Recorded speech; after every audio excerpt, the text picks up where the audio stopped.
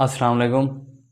आप देख रहे हैं बायो विद तौफीक और आज का हमारा टॉपिक है मैकेनिज्म ऑफ फोटोसिंथेसिस। आइए स्टार्ट करते हैं।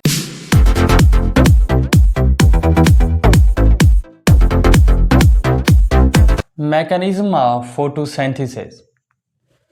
फोटोसिंथेसिस के टू फेसेस हैं। फर्स्ट है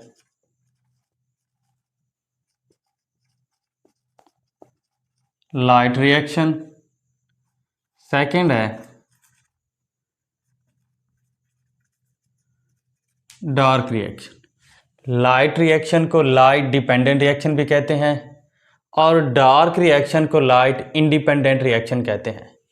लाइट रिएक्शन है क्लोरोप्लास्ट के अंदर थाइलाकाइड्स में क्या है परफॉर्म होता है, और डार्क रिएक्शन क्लोरोप्लास्ट के अंदर स्ट्रोमा में परफॉर्म होता है। ये हमारे पास क्या है, क्लोरोप्लास्ट है। क्लोरोप्लास्ट क्या है, डबल मेम्ब्रेन बाउंडेड ऑर्गेनेली है। इसके अंदर स्टॉकेड मेम्ब्रेन ग्रेना की फॉर्म में मौजूद होती हैं, जिन्हें हम क्या कहते हैं, थाइलाकाइड्स कहते हैं। इन थाइलाकाइड्स के इर्द गिर्द क्या है, फ्लूइड मौजूद होता है, जिसे हम क्या कहते हैं, स्ट्रोमा कहते हैं। अब हम डिस्कस करते हैं लाइट रिएक्शन। थाइलाकाइड के अंदर फोटोसिंथेटिक पिगमेंट क्लस्टर्स की फॉर्म में क्या होते हैं, मौजूद होते हैं, और इनको टू सिस्टम्स में अरेंज किया जाता है, photo system 1 and photo system 2। Light जो रिएक्शन है वो फोटो सिस्टम 2 से स्टार्ट होता है।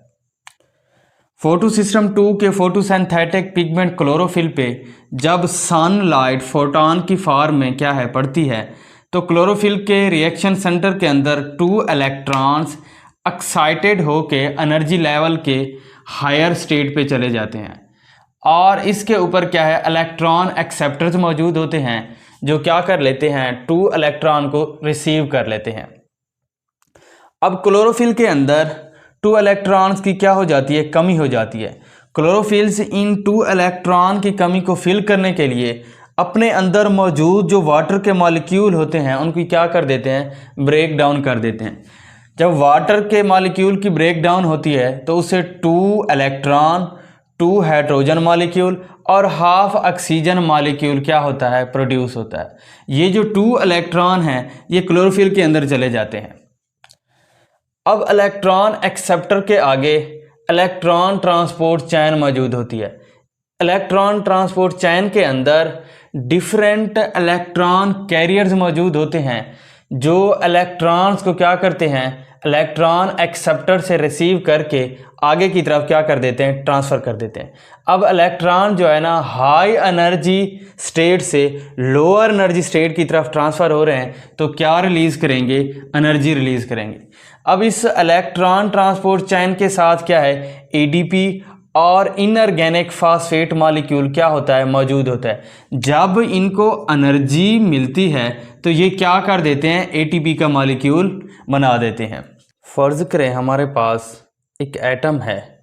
एटम के अंदर जब इलेक्ट्रॉन लोअर एनर्जी स्टेट से हायर एनर्जी स्टेट की तरफ जाएंगे तो एनर्जी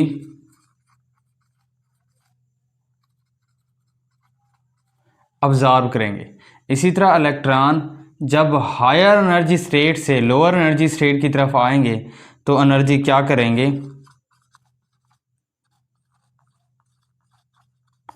रिलीज करेंगे।